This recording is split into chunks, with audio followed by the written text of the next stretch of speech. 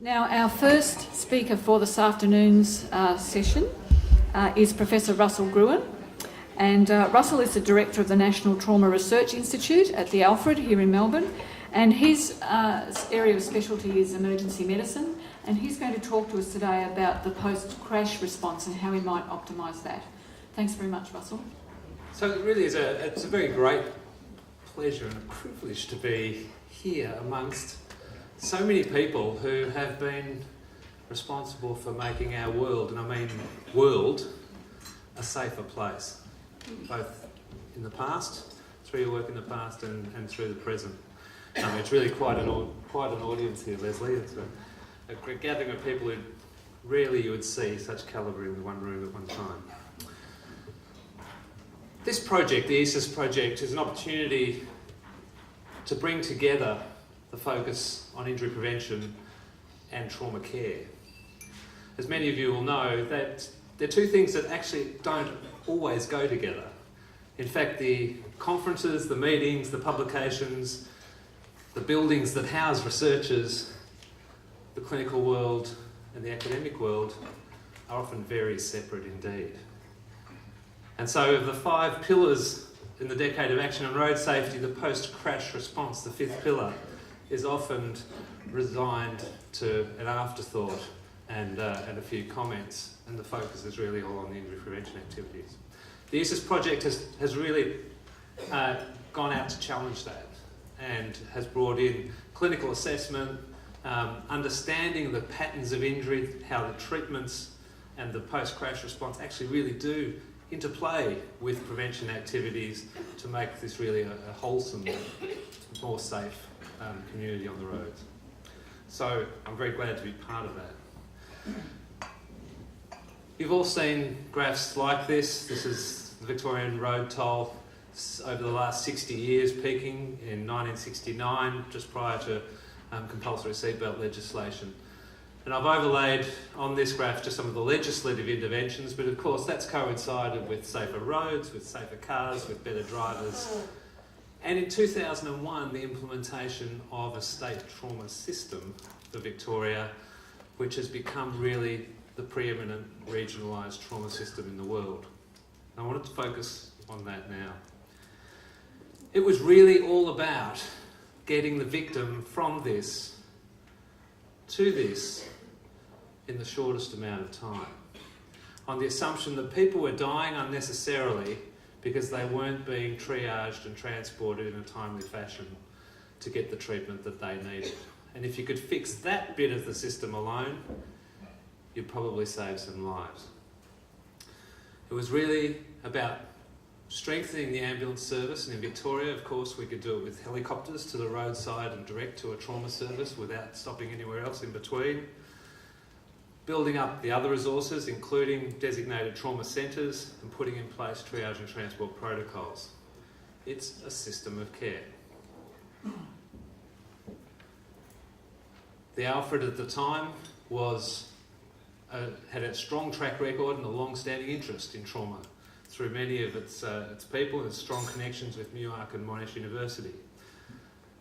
The system designated Royal Melbourne Hospital and the Royal Children's Hospital as like other major trauma centres and spent considerable effort strengthening those services.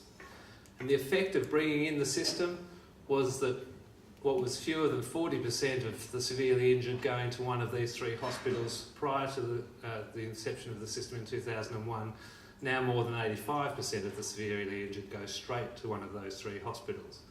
The impact on those hospitals has been dramatic. This is the number of major trauma admissions at the Alfred up to 2013. You can see it's still actually climbing a little bit. But during that period there, between 2002 and 2008, the Alfred was under extraordinary bed pressure. Elective surgery has been cancelled willy-nilly because emergency operations were having to be done. Surgeons were getting fed up with it and were threatening to resign, and it created havoc. So a nice idea had suddenly had unintended consequences, and the Alfred had to do something dramatic, like build a whole new wing with dedicated surgery suites in it to protect its elective surgery, to stop the surgeons leaving en masse. but the results speak for themselves. Just as spectacular as the overall reduction in absolute numbers of road deaths in that 60 years, this is the odds of dying, everything else being the same, adjusted for injury severity, age and the presence of head injury, of people involved in crashes in 2001, in year one, the year when the system started, and over the next 10 years. And put quite simply, the odds of you dying have halved.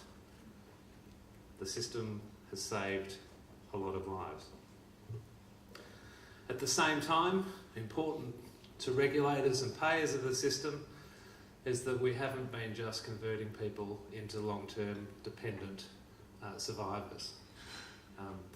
Everyone's outcomes have improved and the risk-adjusted odds of functional recovery have been increasing at the same time as mortality has been decreasing. And Belinda Gabay, in her work, she published in the Annals of Surgery last year, or 2 years, like this year, on the cost savings per case per injured using disability adjusted life years through various modelling techniques, all pointing to an overall reduction in cost of the system. And it's led international commentators like Keith Willett, who is currently the head of all acute care services for NHS England, in charge of a budget of £60 billion. He was formerly the director for trauma care, in charge of a budget of £4 billion, and with a job of implementing a trauma system in England in 3 years. And he said, "I'm truly indebted to the work that's been done in Victoria. I've been very grateful for the ability to be able to copy and to use many of the lessons learned. I'm sure I'll not be alone in recognising the enormous contribution the Victorian State Trauma System has made to the improvement of trauma care worldwide." And there are several people in this room who have contributed in a very major way to that. So of course, road trauma is about to be one of the top 4 or 5 causes of death in the world. It's no news to all of you guys. It's right in our backyard. It's India and China as the rapidly industrialising countries that are contributing greatest to the increase. And so we are a focus of visits on an almost, well, certainly a monthly basis, more often, quite often, from senior government officials from countries all over the world to learn more about the trauma system in this state and how it's managed to achieve the results that have now been perpetrated more widely. In 2011, we hosted a conference to try and celebrate the 10 years of the VSTS, to learn some of the lessons and to try and document them. And we've turned that project into the publication of a book on the Victorian State Trauma System, which should be available later this year. I just want to give you sort of the key lessons learned out of that book to start with, and then with an eye to the future. It was no accident that Victoria was able to develop such a successful system. And if you compare Victoria to the other places that are interested in it, like India, like China, it is a completely different place. The first thing is that injury, road trauma, road injury, has been recognised by the people of Victoria as a public policy problem, right, dating back to the 60s and 70s.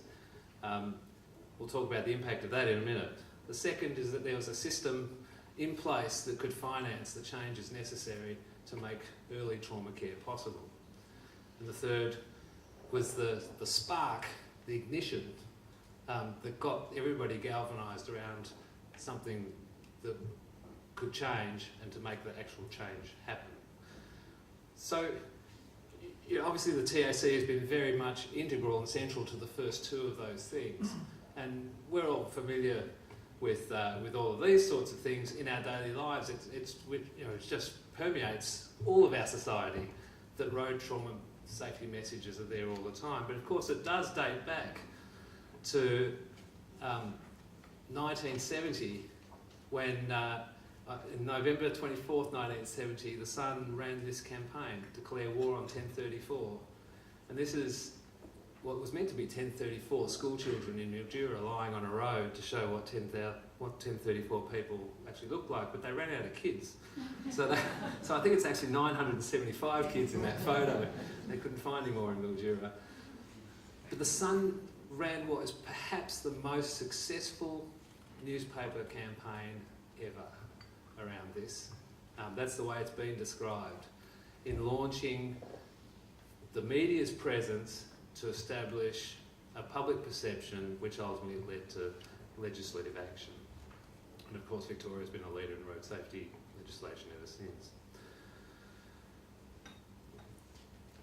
The other thing that sort of thing does is it not just gets the idea of road trauma firmly in the public's mind, but after you see the graph and the legislative interventions and the decline in deaths, policymakers actually get emboldened that they can make legislative change which actually makes a difference. No more nervousness and tinkering around, we can actually do things which make a difference. And so that's been important in actually getting the state trauma system changes through in the last 15 years now. The second thing, the TAC model. Look, this is, I mean, this is commonplace to us, but in America, during the 90s, over 100 trauma centres closed because they became financially non-viable. And they did so because they didn't have a system in place that could pay for the patients could guarantee payment and allow them to treat the patients up front. And you go to India, you go to China, and hospitals just simply will turn seriously injured patients away because they can't pay for the care. And there's no system in place that allows them to do that. Trauma demands immediacy, demands that you don't ask the question, can you afford to pay, and give me the money up front. The TAC provided that system. It also provided a system which could fund the changes to the healthcare system necessary to be able to do it. And then the spark of life was provided very much by the work of this man. This man here, Frank McDermott, is well known to, I'm sure, many of you, but he conducted what was and still is the largest preventable death panel review ever done. And through the 90s, a committee of people met in Victoria to examine every road trauma fatality, looking for opportunities where that could have been prevented. And they consistently came up with the finding that about a third of all road deaths could have been prevented had the patient got better health care. And it was at every step, pre-hospital, early hospital management, in the ICU, in the theatres. And it was consistent. There was little change in his reports between 1992 and 98 and beyond. And it was a message that people didn't want to hear, especially when it was put forth in the press, like the Sunday Age running a double-page spread. Sorry, I haven't got the original. But the Age running a double-page spread in 95 saying patients die after errors at hospitals, road accident victims and dying needlessly because of mistakes by medical staff, a secret report has found.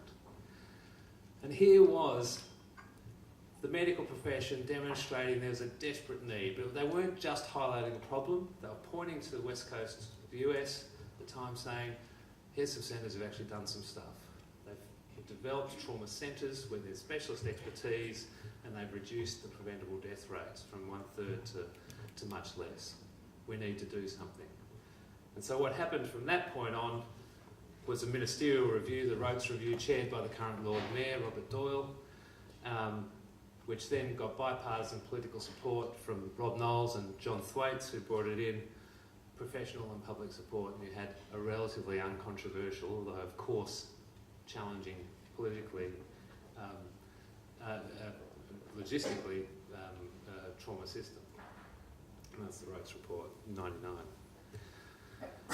We're now moving into a phase where we have a lot of information about that system and the many, many thousands of patients that it's looked after.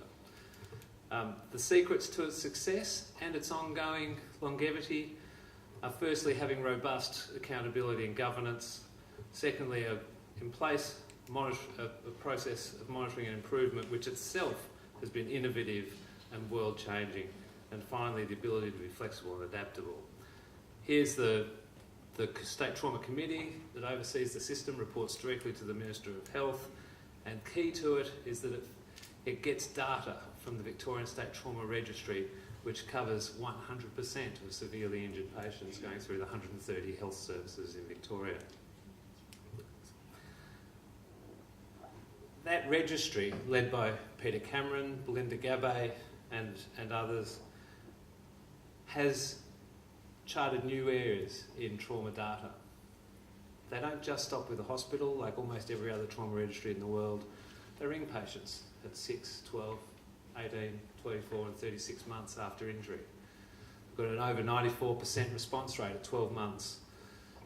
We know what patients are doing, whether they've got pain, whether they're back at work, what health services they're using, what their function is like and so on. So we actually have a very sensitive system now for understanding both the problems that severe injury creates and secondly the effect of interventions. And the figures are surprising. You know, only a quarter of people have a complete recovery at 24 months. 3/4 have returned to work. 20% have moderate to severe pain. This is of all the major trauma cases in Victoria. And so the flexibility and adaptability has shifted focus from being on deaths alone and reduction in preventable mortality to understanding the problem of injury for someone's life and attempting to reduce the burden of lifelong injury.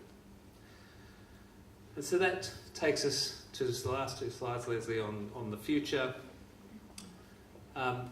We're really in this state championing what I think we can call high performance trauma care, better than anywhere else in the world. It's care that prevents death when possible and maximises recovery and minimises disability. And if you look through the lens of the dimensions of quality healthcare, I think you can get some idea of the things that we're moving towards in the future. Safer care with fail-safe systems, where we can't intubate the esophagus at the roadside, where things can't go wrong in the emergency departments because we've got computer-based decision support systems, just as examples. Where we know the effectiveness of the care we provide through the trauma registry and through increasingly sensitive and complete measures, not just of mortality, but of non-mortality outcomes and of systems, not just hospitals. We've got increasing patient representation on the voice of what's important in terms of outcomes and the care they get, and a recognition that we're moving away from guidelines where everybody's treated the same to personalised medicine where there's recognition that in fact we're all a bit different in certain ways and some things might work better for us than others. That we need to be able to get things done quick when they are necessarily quick. And that means quite often shifting things that were traditionally done in hospitals into the roadside environment, putting them on ambulances, perhaps building them into cars, perhaps finding other ways of stopping bleeding early. Finally, working to make things more efficient and more equally distributed.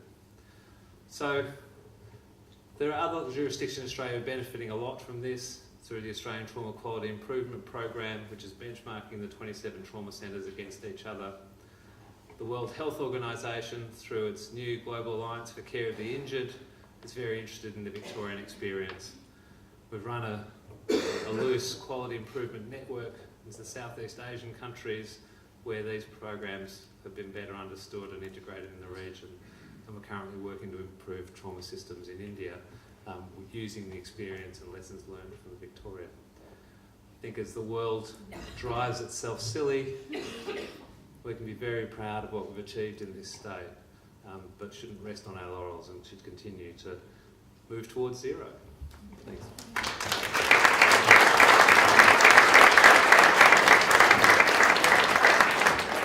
I think we've probably got time for one question. Does anyone have a question for Russell? Russ, I thought I noticed perhaps a bit of a plateauing in the improvement in trauma care in the earlier graphs that you showed, and I just wondered whether you've got any comment about, you know, what the potential might be, because there has been a dramatic improvement. Yeah. And I'm just wondering whether we're at the point now where further improvements will be, you know, small and gradual, or whether there's potential for more dramatic improvements with improvements in care. Yeah, look, that's a really important question because a lot of the momentum is gained by the road toll continuing to decline. And, you know, when we have more deaths last year than the year before, everyone starts to think, oh shit, the wheels are falling off, everything's falling apart. And that's not the case. If you just think about the concept here of preventable death, these are the people who, through better management, through whatever it is, could be saved. Their life could be saved. Right? It was about 1/3. It's now less than 1 in 50. What that means is that most of the people who are dying now could not have been saved through any form of medical care. Right? Injury prevention is the only thing that has the answer to improving outcomes of people like them in the future. Because if you have the case that Clay that showed before with the transected aorta and the severe head injury, well, it doesn't matter what you do at the roadside or in a hospital or later on, that person's not going to survive.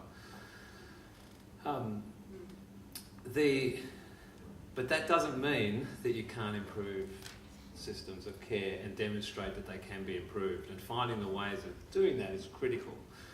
And so that is why the focus shifting from mortality to serious injury and non-mortality outcomes is so important, because there is a perception that as we've reduced deaths, the number of serious injuries have gone up. I don't personally believe that is the case, but I don't have any good data to refute that. And I think we need that data. So one of the things that we've been talking about, Sam particularly, is whether alongside the road toll there should be a serious injury toll, which actually gives that measure.